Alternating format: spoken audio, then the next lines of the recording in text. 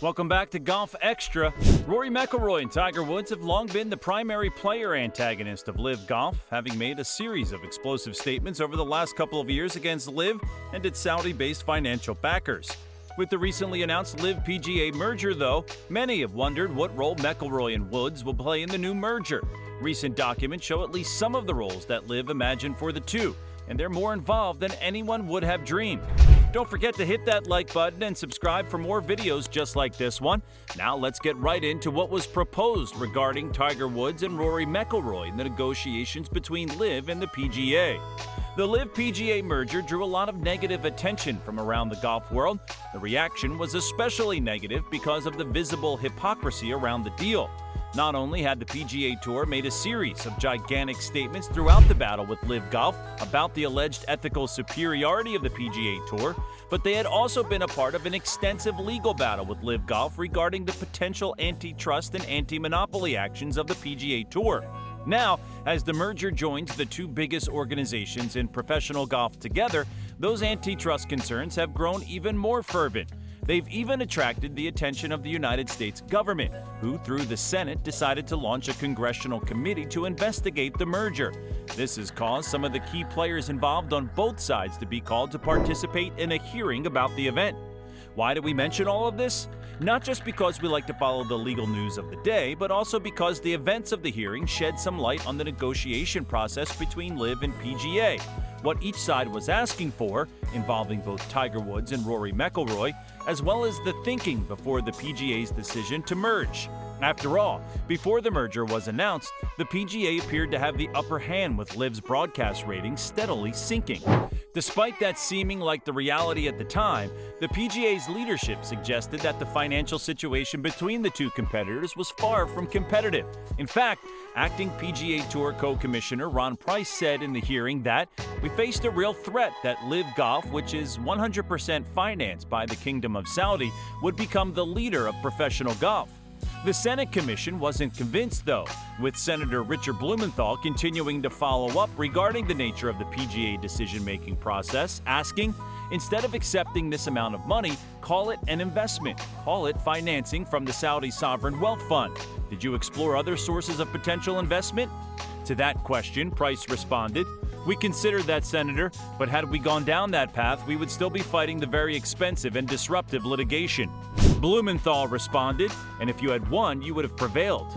To Blumenthal's point, like we said earlier, the PGA Tour seemed to be on their way to a victory in the battle. However, Price responded that the PGA Tour was in a much more uncertain position than it seemed, saying, "That was far from a certainty, and LIV Golf would have continued to recruit our players and put our tour in jeopardy, and they could have become the leader of professional golf and operated it for the benefit for the Kingdom of Saudi Arabia."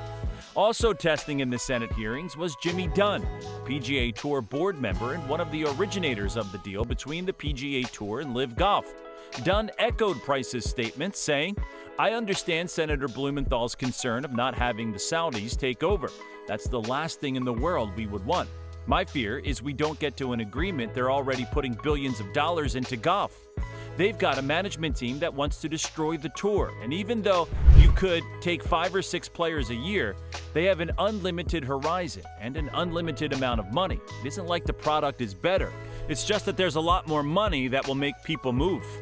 It makes sense, given the nature of these statements, which we've discussed, that the PGA had to be willing to give something up when negotiating with LIV. But LIV needed to give a little bit too in order to avoid getting drowned by the PGA Tour in their quest for establishment. As an example, British businessman Roger Devlin, who first reached out to the PGA Tour to get the conversation started, said that LIV leadership would consider the merits of compensating those PGA players who have remained loyal to the tour, and he would undertake to establish a substantial equalization fund. However, LIV had a similar number of demands from the PGA in their initial overtures to the PGA Tour. In an April 2023 presentation given by PCP Capital Partners, who has been an advisor for the Saudi PIF on several deals and was acting in the same capacity here, presenting several eyebrow-raising ideas regarding the terms of the merger. Perhaps the most alarming proposition regarded 2 of the PGA Tour's biggest stars, reading, "LIV is proposing that Rory McIlroy and Tiger Woods would own teams and play in at least 10 LIV events. This and the participation of other leading players is subject to further discussions. That's certainly surprising given the vigor with which the two have backed the PGA Tour in the past, but to be honest, everything's on the table in negotiation, so it's hard to know what would happen. It doesn't appear that either McIlroy or Woods was consulted on this idea, but given their previous statements, it's doubtful that they would greet the idea with smiles. For example, immediately after the merger, McIlroy said, "I still hate LIV, I hope it goes away, and I would fully expect that it does. All I've tried to do is protect what the PGA Tour is and what the PGA Tour stands for, and I think it will continue to do that."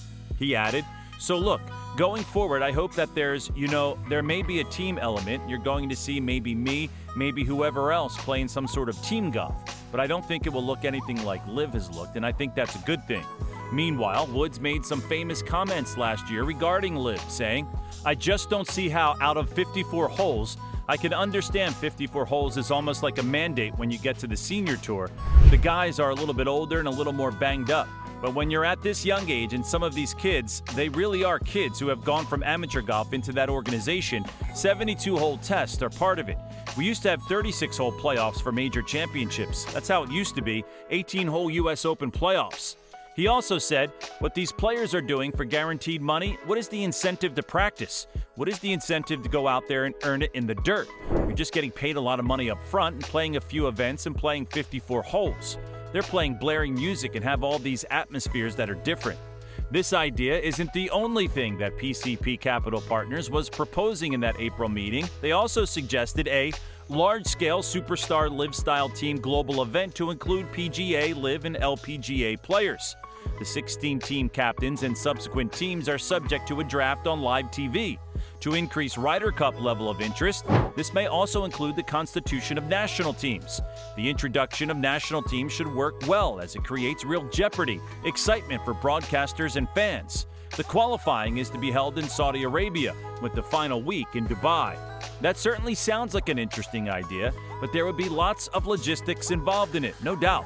There were many other things proposed by PCP Capital Partners, but an anonymous source familiar with the negotiations commented that most of the ideas that they had proposed were quickly shot down. The source said, "It's important to understand that documents released as part of the Senate hearing included proposals that PIF, LIV, or their representatives made to the PGA Tour, which were quickly rejected and never put into the framework agreement. Either way, these ideas give an interesting window into the mindset of both the PGA and LIV throughout the negotiation process. We will find out in due time which ideas make it to see the light of day and what the newly formed entity looks like. Either way, Woods and McIlroy will no doubt play a role. So, what do you think about the proposed ideas regarding McIlroy and Woods? What do you think their role will be going forward in the newly formed LIV-PGA entity?